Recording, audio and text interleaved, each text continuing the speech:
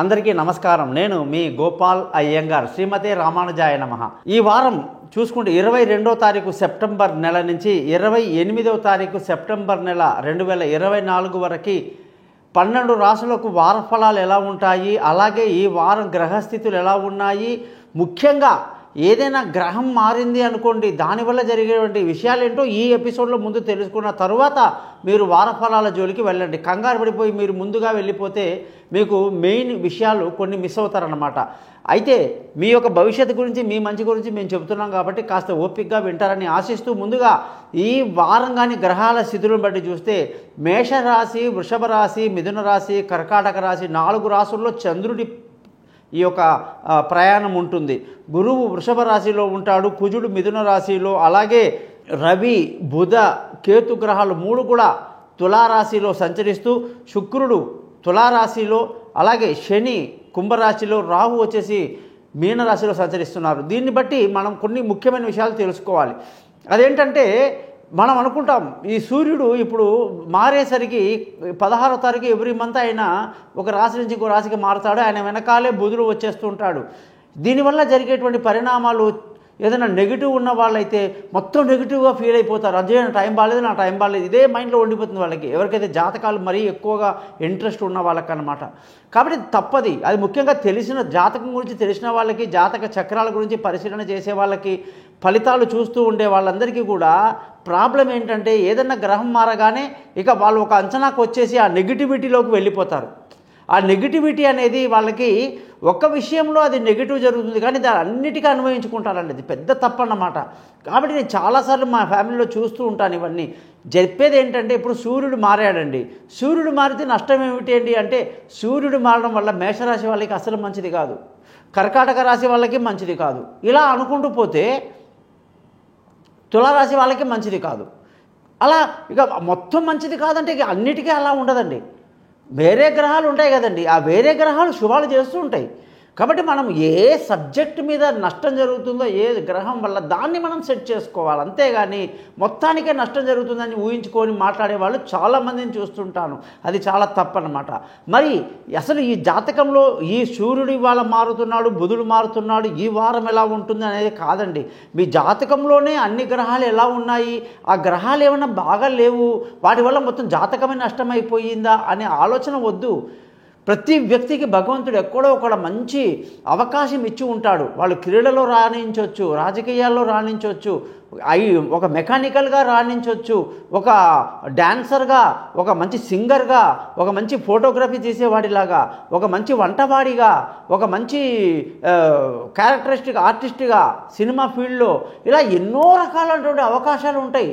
మరి ఎందులో ఉందనేది పట్టుకోవాలి. అంతేగాని ప్రతి ఒక్కళ్ళు కూడా పరిగెత్తుకుంటే అందరూ బీటెక్కులు చేసేసి ఇంకో టెక్కులు చేసేసి మా పిల్లోడి భవిష్యత్తు కాలేదు, చదువు ఎక్కలేదు, వాడికి అర్థం కాలేదు సబ్జెక్ట్ అని ఏడుస్తుంటారు. అందుకనే చెప్తున్నా ఏంటంటే మీ జాతకాలు తెలుసుకోండి. మీ జాతకాల్లో మీరు కానీ మీ పిల్లలు కానీ వాళ్ళు చేసేటువంటి చదువులు ఎలా చదివి ఉండాలి, ఎటువంటి చదువు చదివితే వాళ్ళు గొప్పోళ్ళు అవుతారు, అసలు మీరైనా సరే వ్యాపారం చేసేటప్పుడు ఎటువంటి వ్యాపారాలు చేయాలి, ఒకదానికోటి వ్యాపారం చేసి చాలామంది నా దగ్గర లైన్లు కట్టిన వాళ్ళు ఉన్నారు.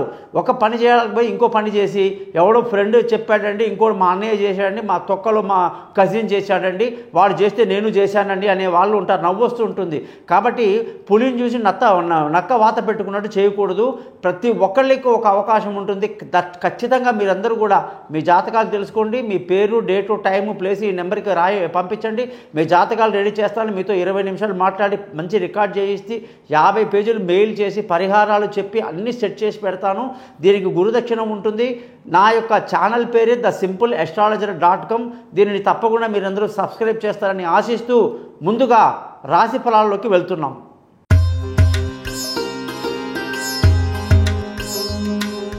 తులారాశి వాళ్ళకి 22వ తారీఖు సెప్టెంబర్ నుంచి 28వ తారీఖు సెప్టెంబర్ వరకు ఎలా ఉందో చూస్తుంటే నాకే ఎంతో సంతోషంగా ఉంది. ఎన్నో రోజులుగా దాదాపు 4-5 వారాలుగా చూస్తున్నాను ఆ శుక్రుడు మనల్ని ఒక ఆట ఆడించి నీచ స్థితిలో వెళ్ళి కన్యారాశిలో కూర్చొని చాలా ఇబ్బంది పెట్టాడు.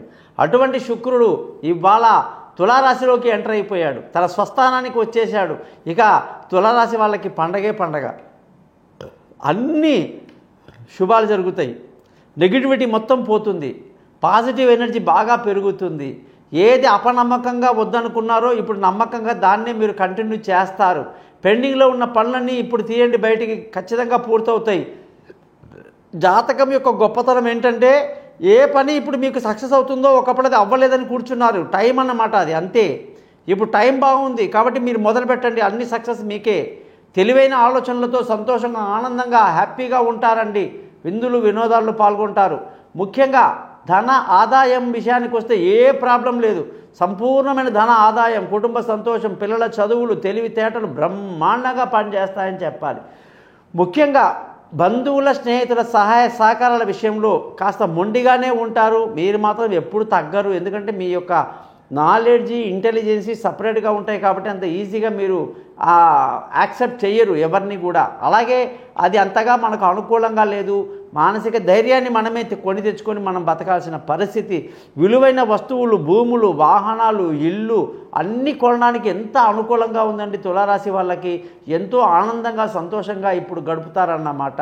ముఖ్యంగా తల్లి ప్రేమ ఆశీస్సులు బాగా ఉంటుంది ఈ వారమంతా కూడాను. సంతానం విషయంలో పిల్లల చదువులు, వాళ్ళ బాగోగులు, వాళ్ళ డెవలప్మెంట్లు, వాళ్ళకున్న స్కిల్స్లో ఏది మనం ఆలోచించాలి అని అన్నీ బాగా, స్పోర్ట్స్లో కావచ్చు అన్నిట్లో కూడా బాగా రాణింపు, గుర్తింపు ఉండే టైం అన్నమాట ఇది. అన్నిటికంటే విదేశాలకు వెళ్ళాలన్నా, దూర ప్రయాణాలు చేయాలన్నా ఎంతో అనుకూలంగా ఉంది అని మనం చెప్పాలి.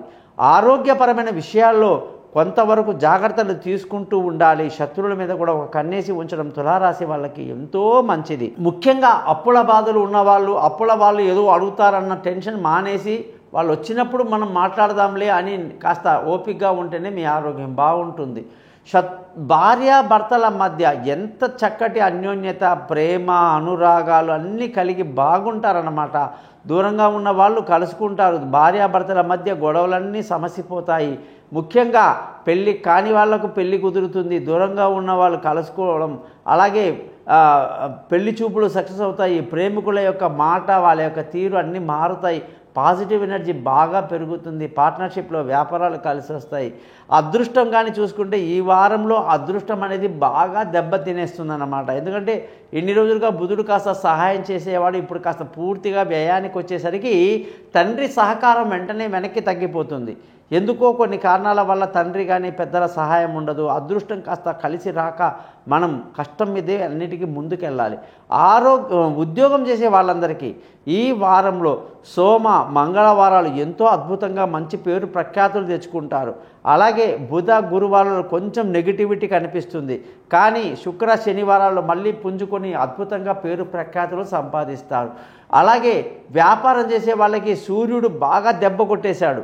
ఎప్పుడైతే ఆయన సింహరాశిలో నుంచి కన్యారాశిలోకి వచ్చాడో వ్యాపారంలో విపరీత నష్టాలు, అనుకోని సంఘటనల వల్ల ఆ తప్పులు, మనం చేసేటువంటి కొన్ని నిర్ణయాల వల్ల చాలా దెబ్బతినే అవకాశాలు వ్యాపారంలో కనిపిస్తున్నాయన్నమాట.